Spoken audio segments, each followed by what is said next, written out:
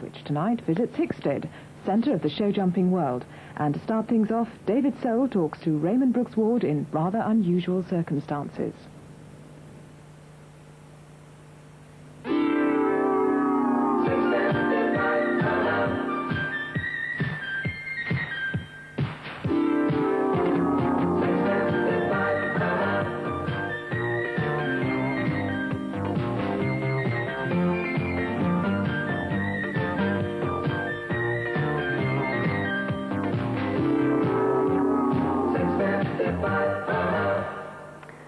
Welcome to Hickstead near sunny Brighton.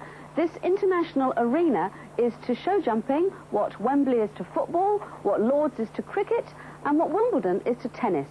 Riders from all over the world come here to jump, and that's precisely what they've been doing for the last few days. And the next to go is David Soul riding Ted Edgar of Panthers East for 655. He mentioned he might do this, but I didn't actually think he'd have the audacity to.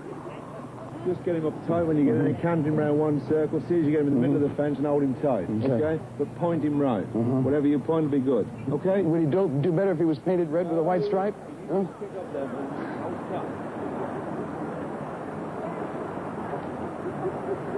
Okay.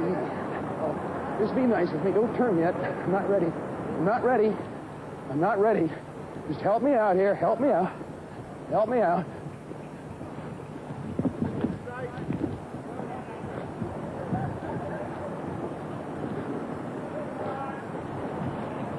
Okay, good dog. Go. That's it. Good boy. Off the right. Off to the right.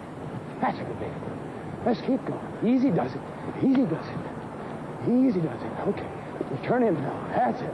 Okay. Here we go. Easy does it. Whoa.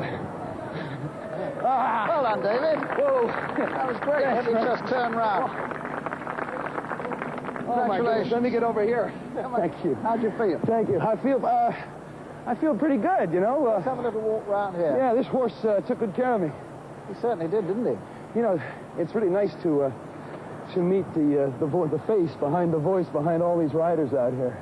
You've been doing this a long time, haven't you? More years than I care to confess, actually. Yes.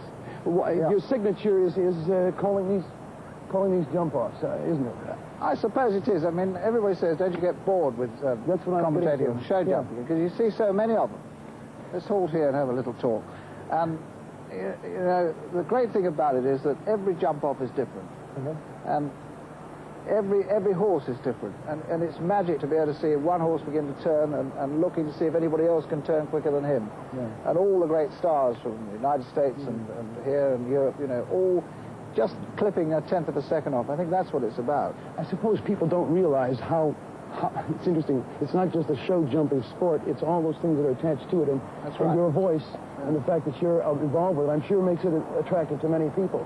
Well, I think if you know, as an actor, if you're not keen on what you're doing, you might as well be dead. Exactly. That's right. Yeah. That's right. It's true, isn't it? You know more about horses than just by watching this arena, and you're a master of the hunt. Yeah, that's right. I've been a master of hounds for, I don't know, 25 years, and I don't mess about around these things. They terrify me, I have to tell you. But if I've got a pack of hounds in front of me, then I don't mind jumping a bit. Ted Edgar says that you can tell you're packed by the noise of the dust can lids, right? No, Is that that's true? not true. Chasing cats again, huh? Certainly not. We never do things like that, David. But you've ridden since you were a boy, haven't you? Well, yeah, I've ridden Western style. Yeah, which is really neck reining like that. Neck reining. You sit and slouch in the saddle with a can of beer and a cigarette and go out in the range, you know. Yeah. Though the quarter horses, which are used primarily in western part of the country for cattle and so forth, are wonderful sprinters and turn on a dime. Yeah, I've seen them. I mean, great. The way they cut cattle is unbelievable, isn't it? It's amazing, yeah. It's very much like the dogs in Australia cutting sheep, you know. It's great. I'd love to have a crack at that, you know. I've seen them over here, and they look such super little horses to me. Well, why don't you come over and visit me in South Dakota? Yeah. And we'll... And tell me, you know, all those programs of yours that I've watched, I've never seen you on a horse. Well, there's good reasons for that. Now, do you think? Well, I don't know. If I found the right place, I would. Unless you paint this horse red and put a white stripe on it, I guess there's not much to that. Anyway, let's have a little walk around. Why not? Thank you very much. Lead the way. I reckon you're a great guy on a horse. Come on, let's pretend we're going hunting. Woo! Woo! Fire together! Woo! Right up, cowboy. Well, let's meet the man behind. Well done, Lon. I'll be proud of that, Pam. Man, move your ass when you're in here, boy. Yes, boss. Talking to Ted Edgar here, the godfather of British show jumping, with a very bad Texas drawl, I might add. Well, that's what you're trying to teach me. They tell me you're from the north, is that right? Oh, well, from the north? Yeah. No, except we got a lot of hillbillies up where I come from, too. Yeah? Anyway, yeah, they need some training, too, Ted. Yeah. That's really what you... Training. That's really what you're into these days, isn't it? Right, yeah. Training, and you've got a bit of an eye for the horse flesh. They tell me As that, they say. yeah. They tell me that, yeah. Yeah. What's it like, I think a lot of people would be interested in working with someone as close as your wife in terms of training. Well, she'd be the hardest to train. Skelton would take it, and Leslie McNaught, the other girl that rides for me, you know, they would take what I said. But, you know, women are, they come back at you a bit, and you have to stand back and take it. Yeah. Is it tougher because she is your wife then? Yeah. Yeah. But she respects your training acumen? Well, I wouldn't say she respects it, but she puts up with it.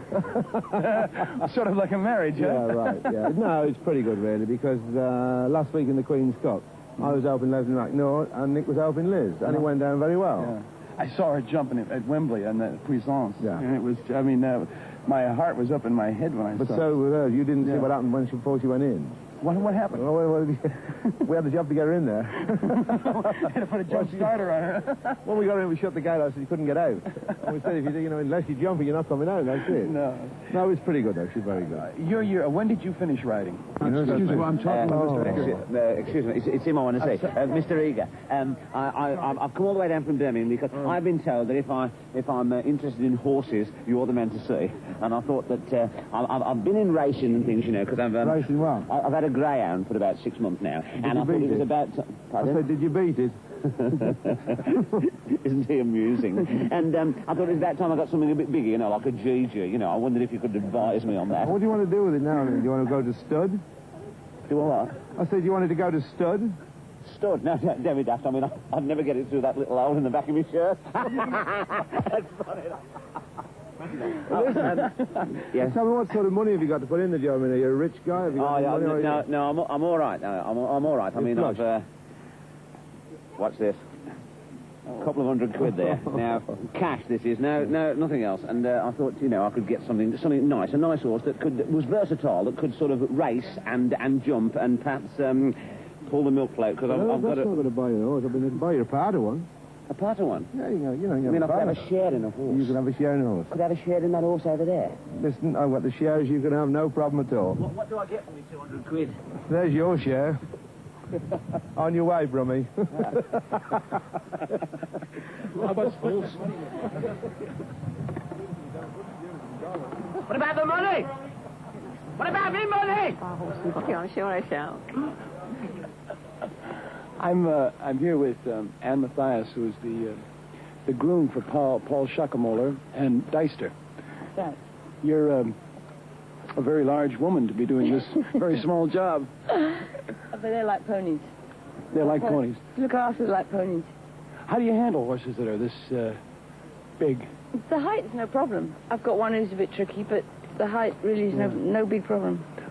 I'm curious. You look around a place like Hickstead and you see the grooms are invariably women. Why is that? I don't know. Especially... Soft touch? Soft Yeah, touch? no, there's a few boys, and the boys as good as the women. Mm-hmm. The boys who look after horses, I mean, they love them like we love them. I mean, Now, Deister is European champion. that's right. Does that mean that he gets better or more special attention than you would give any other horse? No. In fact, I've got three here, Acrobat, Deister, and Apazo. And Deister I love, but my favourite is Apazo. He's 14 years old. And he means more to me than any other horse, even though he is the better of the two. My favourite is the older one. What is it about a horse that you attach yourself to? Apazo is just special to me. I mean, I've looked after horses for 10 years, and he's the most special horse I've ever looked after in my life. I can walk between his legs. I can walk out the door. He follow me. It's like he means to me like a dog means to you. If you've got a dog, it's just the same. And he's so docile. I can do anything with him. You know, he really is sweet. He means a lot to me. Don't you wish most men were like that? Yeah. Sure. That'd be easy if it was. Thanks so much, Ed. Okay, thank you. Here comes Lionel Dunning now on his Japanese gelding.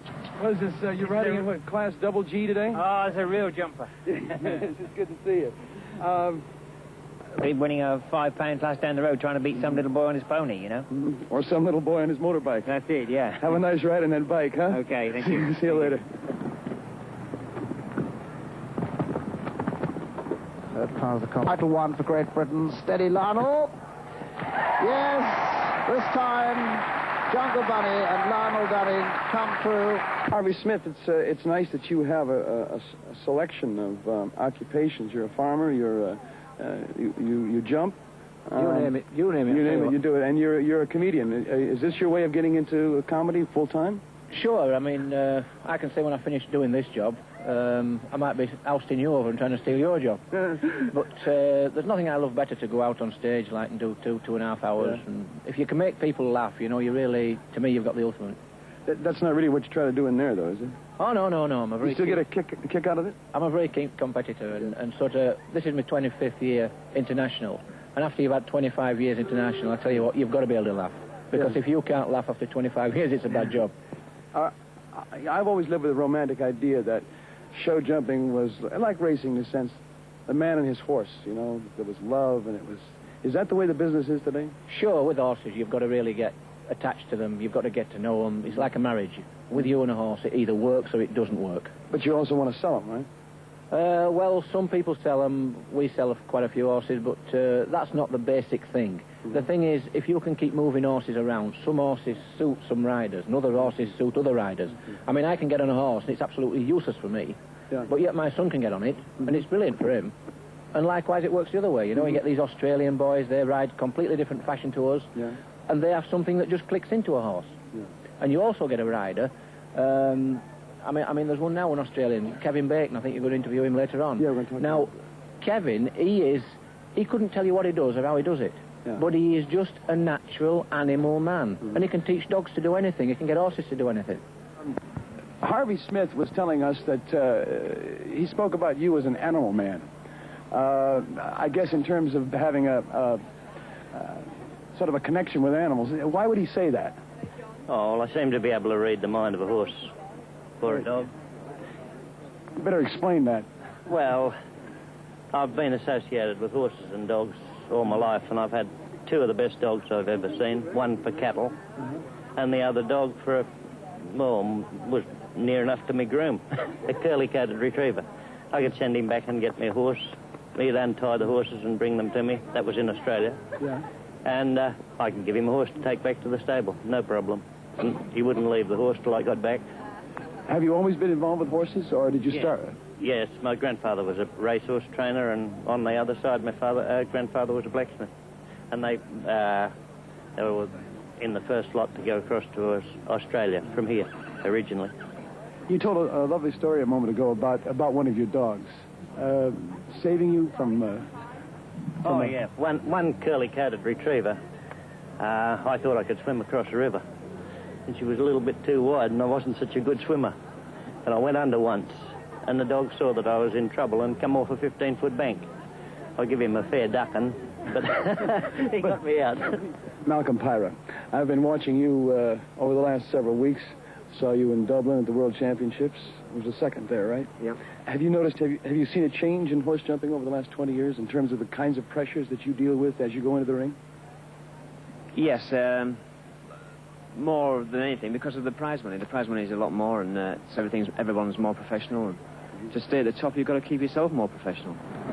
Well, David, if you don't win the best dressed man on television award, I'm a Dutchman. You're a Dutchman. Yeah. You're a Dutchman.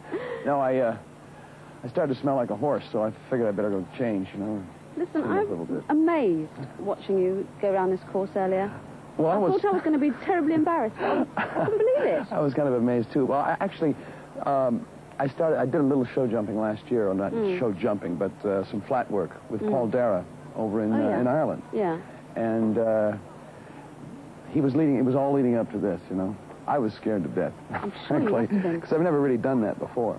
Are you going to do it again? It's a good horse, that horse. Yeah. Oh, sure. I love Yeah. it. It's how much you can trust a horse, I guess, is the extent to which you know how well you jump. Yeah. And this is a good horse. So you've enjoyed today? I've enjoyed it immensely. I've got a great deal of respect for these riders, Yeah. for these owners, It's been great, yeah. and for the grooms and so forth. And I'd like to personally thank Doug Bunn for inviting us out. I think we should, having invaded his property. I think we should. And we have to sort of leave it there. I guess sadly. we do. Yes. Beautiful Hickstead.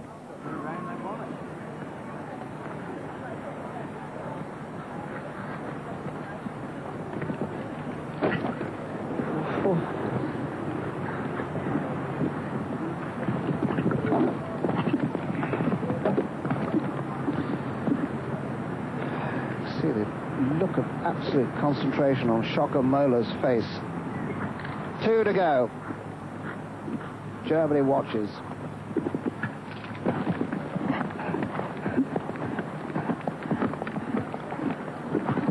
Yes, that was a real champion's round, and the German team, they're wild with excitement.